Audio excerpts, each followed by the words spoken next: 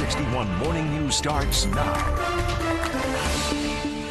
Right now at 4 o'clock, breaking overnight, the war in Ukraine continuing. A ceasefire has been announced, when it could start, and what we've learned overnight. Those details ahead. And a check on Connecticut's fight against COVID-19, as all counties in the state are at a low risk, according to the CDC. But we have an important message from health officials this morning. And new this morning, masks no more in schools in one Connecticut city, where students and staff are now free to show their faces.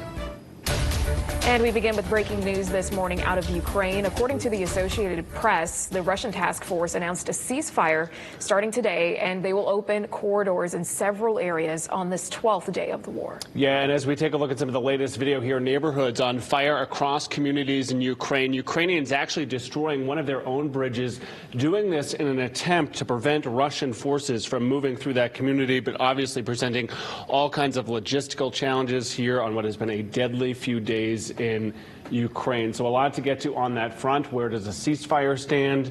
Where does a no-fly zone stand? There's a lot to talk about this morning, but we do want to get folks caught up on their forecast first. Yeah, let's check in with meteorologist Rachel Piscatelli joining us this morning. Welcome back, Rachel. And very noticeable this morning, a change in the temperatures. Yeah, very mild this morning. And yesterday, guys, was beautiful. Yes. We saw record-breaking warmth. It was quite nice out there. So high temperatures yesterday ranged in the 60s, right around 65 degrees, beating the record set back in 1935 at 64 degrees at Bradley International. I don't think we're going to see record-breaking warmth today. That being said, it will be rather warm out there to start the morning and into the afternoon. So we're in the 40s and 50s across the state. 49 right now in Hartford. Good morning. 56 in Waterbury. 48 in Torrington. 53 in New Milford. And 49 to start in Bridgeport. Winds, they're generally anywhere from about 5 to about 15 miles per hour. An occasional gust higher than that certainly possible this morning. We don't have any widespread fog issues. That being said, there could be some localized dense fog in some spots this morning. Just be mindful of that as you're heading out the door and hitting the roads. But otherwise, things are looking good in terms of widespread visibility. Otherwise, we do have clouds moving in. We'll see those clouds really thickening up through the afternoon, and that's going to be ahead of our next rainmaker, which will bring us a period of rain late this evening. So I'd say after about closer to dinner time or so, that's when that rain will develop, with heavy downpours heading through 8, 9 o'clock in the evening. So there's that front moving into portions of Ohio at this point, Indiana as well, and southern Illinois. So over the course of the next several hours, those cloud coverage begins to build in. The winds out of the south to southeast, 5 to 15, and we'll see those high temperatures today range in the upper 50s to low 60s. Right around 60 degrees in Hartford, 57 today in New Haven, 57 in Torrington, and 64 in New Milford. So that hour-by-hour forecast showing that most of the day is dry today. There could be a stray shower or sprinkle, certainly possible, but by the time we get to about 4 or 5 o'clock, that rain develops. Rain starts to come down heavy at times between 8 and 9 o'clock, and we cannot rule out a rumble of thunder. So, of course, we'll keep you posted on that with a closer look at this hour-by-hour forecast coming up in just a bit. Keith and Symphony, back to you. Rachel Piscatelli watching the roads and the skies for us this morning. Double duty, and we appreciate it. A reminder for her latest push alerts on both topics. Check out the Fox 61 News app. It is all the info you need right down to your own neighborhood.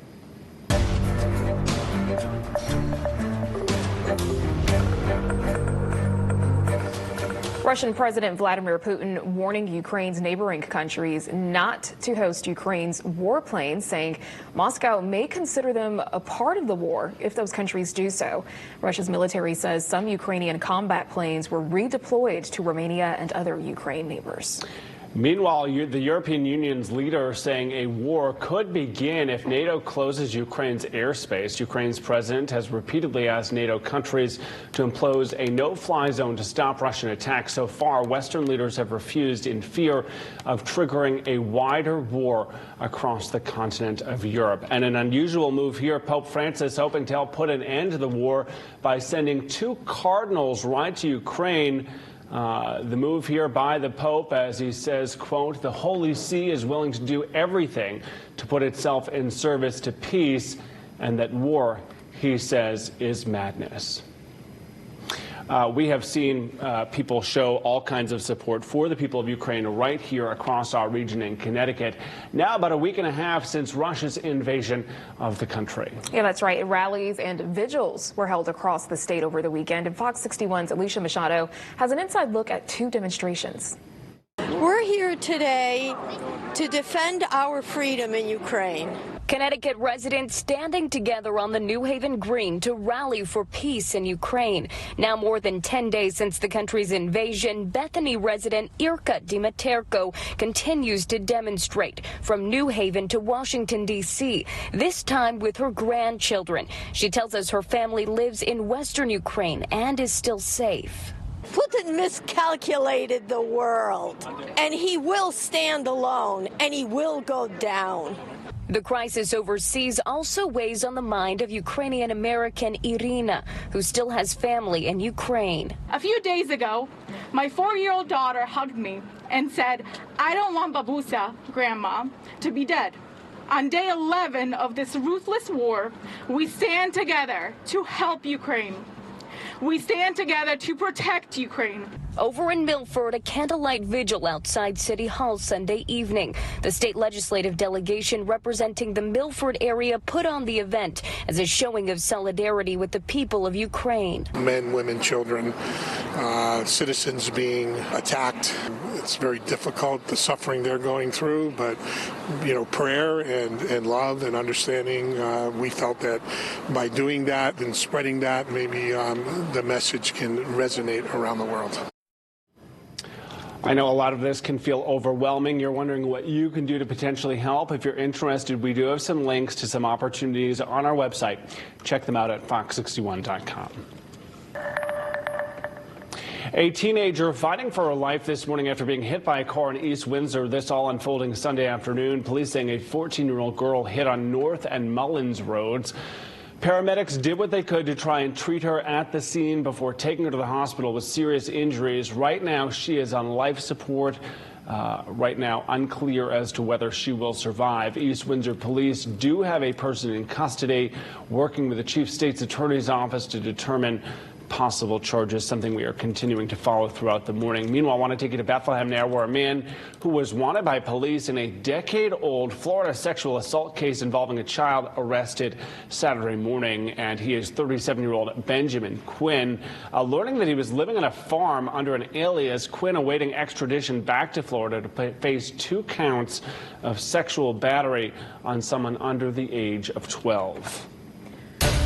Well, we have some good news on the COVID-19 front here in Connecticut. The CDC has listed all 8 Connecticut counties in the low green category as part of its new COVID-19 community levels framework. Well, that means less than 10% per 100,000 residents have been admitted to the hospital in the last 7 days. The CDC says residents should still stay up to date with COVID-19 vaccines and to get tested if they have symptoms. And new this morning, the mask mandate in Waterbury Public Schools has ended. 2 weeks ago, the Board of Education said they were keeping the school mask mandate in place until the COVID metrics improved to a certain level in at least 2 of the 3 COVID categories they set forth as the benchmarks for their decision. Now, on Thursday, the city's health director announced the numbers were favorable, so the board unanimously voted to end the mandate.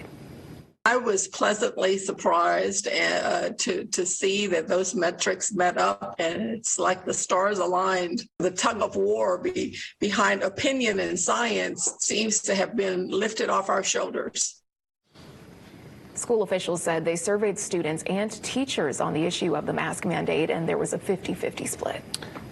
And new for you this morning, after nearly 2 years of requiring face masks inside Connecticut courthouses, the choice will now be optional. In an email sent to judges and staff last week by Chief Justice Richard Robinson, saying the changes are in agreement with the Department of Health and CDC guidelines. Robinson also saying the changes were decided on after reviewing and seeing a drop in COVID-19 cases among employees there in recent weeks. All right, just about 10 past the hour. Symphony, a lot more still to come right here on the Fox 61 Morning News. The war in Ukraine intensifying as Russian forces close in on major cities as NATO approves help for Ukraine. Those details coming up.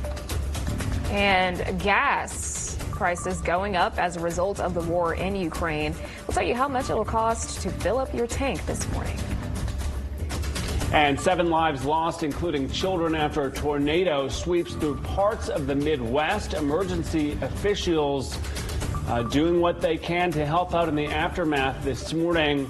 We'll take you there as the Fox 61 Morning News continues this Monday morning. Stay with us.